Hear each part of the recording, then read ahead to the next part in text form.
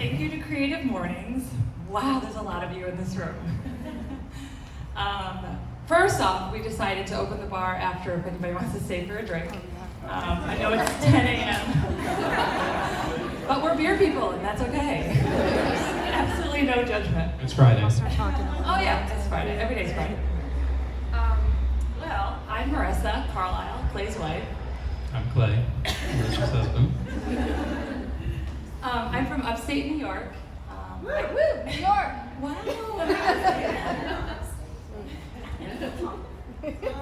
I'm upstate, like close to Canada.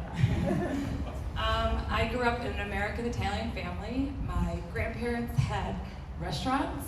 Sorry, my voice is a little shaky. This light is super bright. So I kind of grew up with a simplistic way of cooking, and that's kind of how we inspired the business. I moved to Myrtle Beach, South Carolina, where I quickly met Clay, playing music in a band. This is way before beer.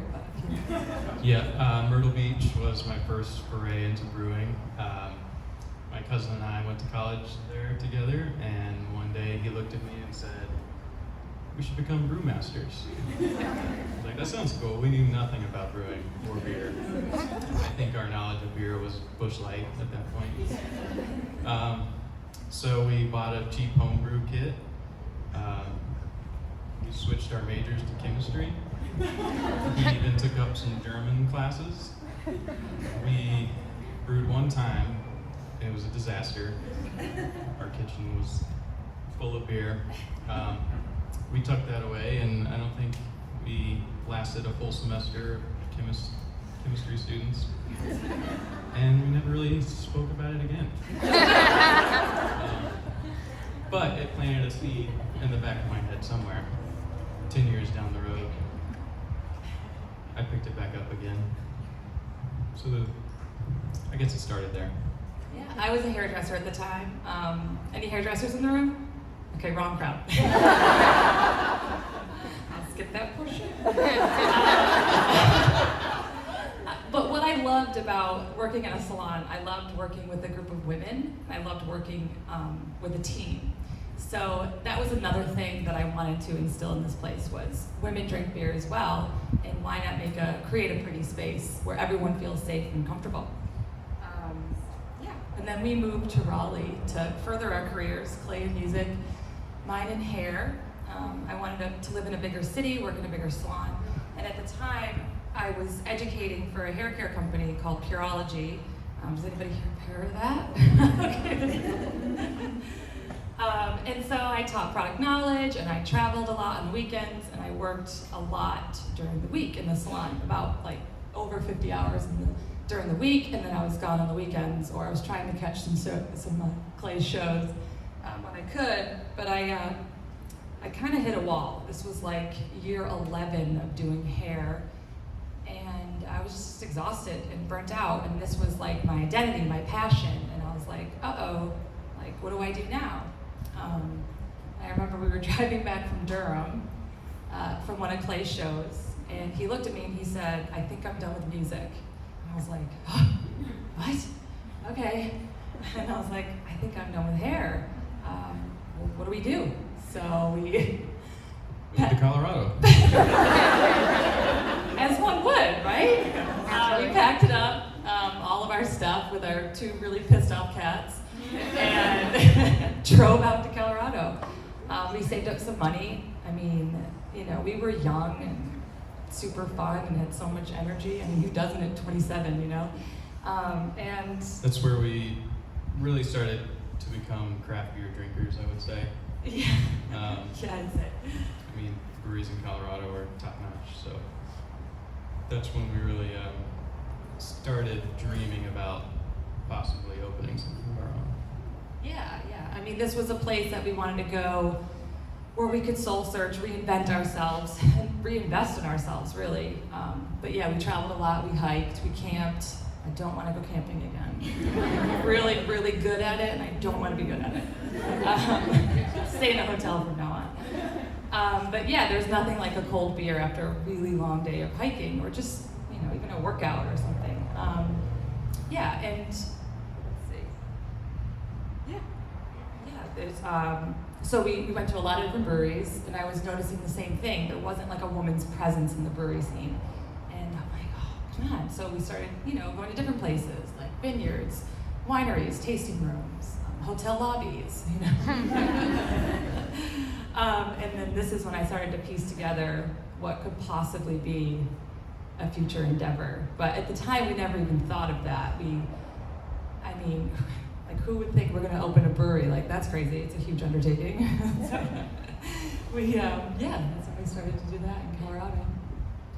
Yeah, and we knew we were probably going to start a family soon, so we packed up again and moved to Asheville to be closer to family and friends. And Asheville seemed like kind of the Colorado of the East Coast. And we thought we would do more hiking, but we did zero. No. We burnt ourselves out there. And Asheville, I was flipping through a homebrew magazine and saw an ad for a 6-month brewing school program. And I was like, well, maybe I'll pick that up again. So did that, ended up getting an internship, and then they hired me. Absolutely hated it. It was miserable. I was getting a little scared then. Okay. Yeah, just like that, I'm done with brewing. But luckily, I found a job at another brewery and fell in love with it. And that's kind of one of the things I wanted to implement if we ever did open a place. We start to piece together things we do or don't want to do. And just creating an environment for our employees to be relaxed and happy is major. Yeah, I got that experience from working in some really great salons and working as a team. And if your employees are happy, that really shows your customers are happy too. So I started washing kegs and worked my way up to a brewer, as one does. And then Proposed. Yeah. That's right, we got married. We honeymooned in Italy, which really opened our eyes to simplicity. There's nothing like a good bowl of pasta with a simple tomato sauce. Or just a plain cheese pizza. Yeah. A good It's cheese. kind of like a good lager. There's nothing to hide behind. You use quality ingredients and treat it with love and care. And it's just so delicious. You don't have to hide it with all sorts of spices and flavors. Less is more, for sure. Yeah, simplicity is delicious. Yeah, authenticity. Yeah, Italy was great. We came back. I quickly got pregnant with our first child, her name is Olive, and she's 4.5 now. I was working in another salon in Asheville, and again, with our great group of girls, women, and I know there's no hairdressers in the room, but being a hairdresser is difficult, but being a hairdresser pregnant, forget about it. So, yeah, we had Olive, and we loved Asheville. We were both doing really well in our jobs, and we didn't want to raise a family there. We enjoyed all the activities and stuff Asheville had, but we wanted to come back east and be coastal. And also, the brewery scene out there is really saturated, and there's a lot of great breweries, So we wanted to bring that knowledge to the east, more east, coastal. So we moved here in It was February of 2020. so we. About 2 weeks later. So Olive's not even a year old yet. Okay, yeah. Yeah, New place, 1-year-old. Pandemic hit a month later, and the lockdown hit, and I was like, oh my god, I freaked out. I was so scared. And we wanted to open a business. Yeah, I turned our dining room into a kombucha brewing room. I was not stoked on that. It was very stinky. I moved it outside. It could not stay in the dining room. The process of making kombucha is sweet tea fermented with yeast and bacteria, and the bacteria creates or like gut healthy enzymes and organic acids. And it can get stinky. It's kind of vinegary and. We had a SCOBY hotel in the pantry. It was neat. But yeah, I probably made hundreds of batches trying to figure out how to make hard kombucha. We had a lot of time on our hands. I think we all did. We enjoyed that time. We also drank a lot of hard kombucha on the back deck while Olive was napping. I had a few. Oh, we had a kegerator. We got a kegerator. But then we came up with a business plan, and our first step was actually we worked with an awesome marketing company. Obviously, if you've heard of Obviously, that's the name, with 2 E's. They helped us develop and create what is now Bevy Benny. We had the name, and they helped create our logos and just really listen to us. And we wanted to work with everyone local. We went with the local, just everything. These are local, these are from Taking Table. We went with a local architect who helped us build out the space, try to stay as local as possible. But yeah, they really delivered our message. So Bevy Benny, does anybody know what Bevy Benny means? Come on, Brian, I know you know what it means. It's okay. You don't get a koozie.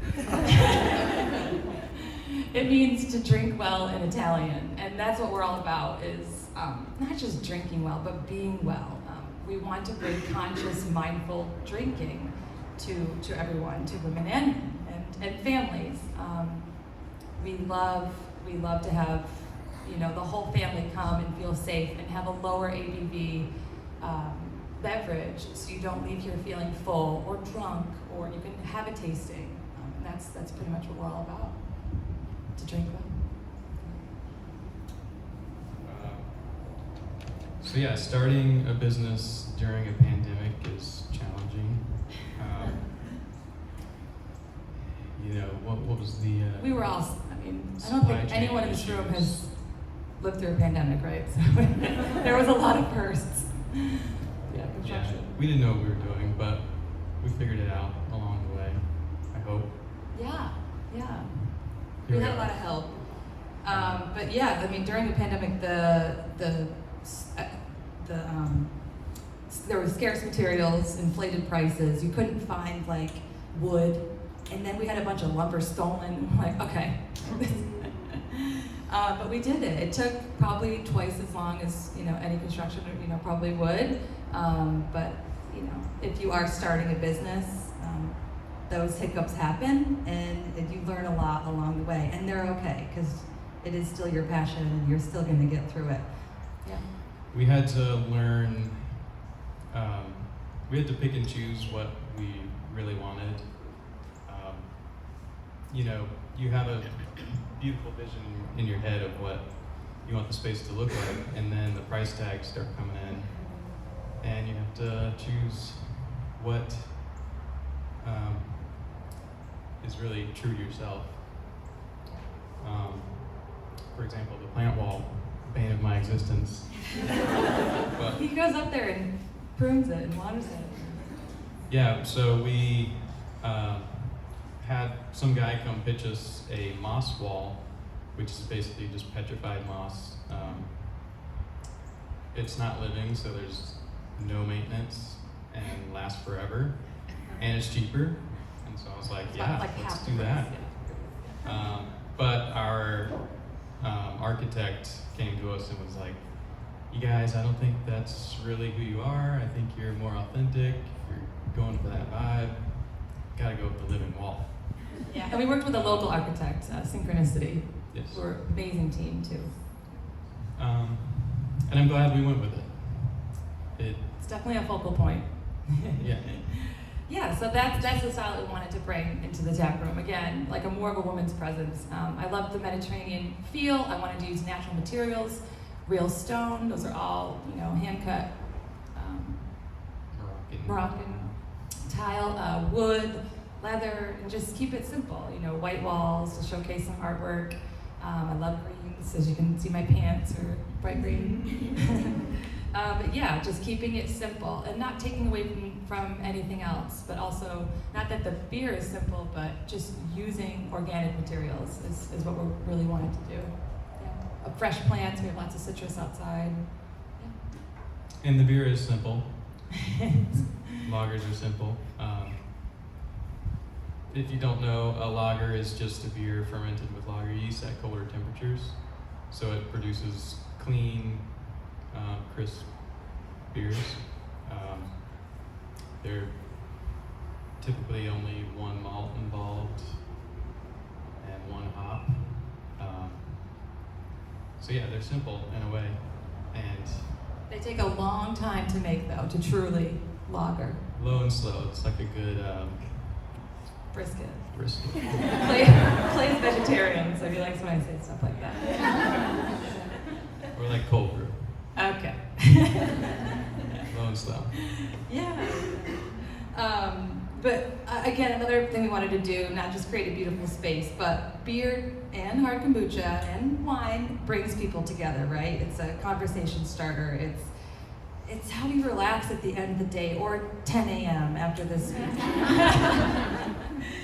And we wanted to not only do that, but we wanted to create a space that brought the community together. Our original business plan, we wanted to create a bazaar where we would host permanent vendors, and they would rent the space, and that's what we wanted to do. That would be a huge building, right? So now we do monthly vendor markets where we can have 20 to 30 vendors once a month. We have gardeners and artists and bakers, whoop, whoop, and all sorts of things. And we're just really just happy to do that. We try to keep the costs low so everyone does well. That's our focus, is really working with the community, joining together, and enjoying Clay's kombucha. Yeah, the collaborations are fun. Not just, we like working with like-minded people. Yeah. And there's a lot of that in Charleston. Not just other breweries, but we hold events and make special kombuchas for different events, and it's fun. It's fun getting together. We did pickleball right here. We drew out a pickleball court, moved all the chairs, we had a pickleball event. We love working with musicians, artists, DJs. We do a vinyl night. Adrian over there does the vinyl. And it's so much fun to see people come together. And with vinyl night, we have a vendor there. We have someone selling records, or we'll have, another pop-up. We work with food trucks. And I think that that's really fun. That's the time to relax and enjoy and shop and enjoy a beautiful space, comfortable seating, and parking. There's parking, right? Yeah. There's more parking after 5 o'clock. I was going to dive into anything you want to touch on for can design. Let's go into can design. Okay, we're being cut off? I never thought that would happen. Oh my gosh, okay. So I'm just gonna skip right to our advice section, okay? Because I think that's kind of why you're all here. You don't really want to hear us talk about how we got married and had kids. Oh my God, during the pandemic, I had a second child. Who's now 2.5. Oh my gosh, Wallace. It's the second child thing, it happens. She's so happy, it's okay. Yeah. So my advice, I think Clay has some advice too, but my advice is, and this is really hard, I struggle with this, and this is why I need creatives in my life, and simplicity, is staying current. We're all getting older. I know I'm 25, but I look 25. But staying current and not doing everything, right? Not saying yes to everything and keeping it simple and staying true to your values and your message. And ours is simple, like we want conversation, we want families in here. And just staying true to what we want to deliver, conscious, mindful drinking. And that kind of goes into just the whole idea of keeping it simple. You can't be great at everything.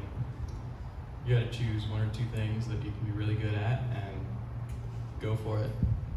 Know your strengths for sure. Yeah, we do only lagers and hard kombucha.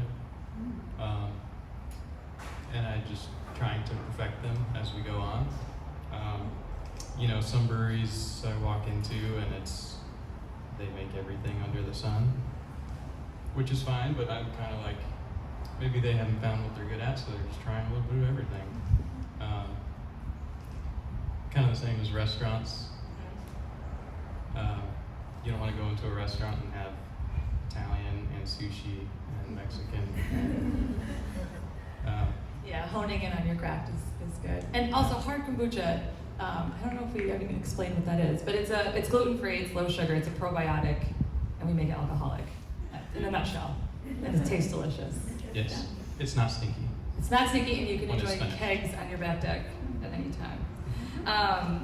Integrity of the product, Clay pretty much touched base on that. Whatever your craft is, again, keeping it simple, keeping it small, and keeping up with the integrity. Especially with beer, I mean, when you start distribution, people have a demand for a certain amount, and they expect it to taste the same every single time. So keeping up with that integrity of the product, and that's another thing we're known for, and Clay is a stickler for that. I mean, I live with them, I know how this goes. And, I'm just really proud of you, and you're crushing it, babe. I think brewers tend to have OCD. Yes, it's very clean back there. Cleaner than our house. We touch base on the staff, but I can't stress how important this is.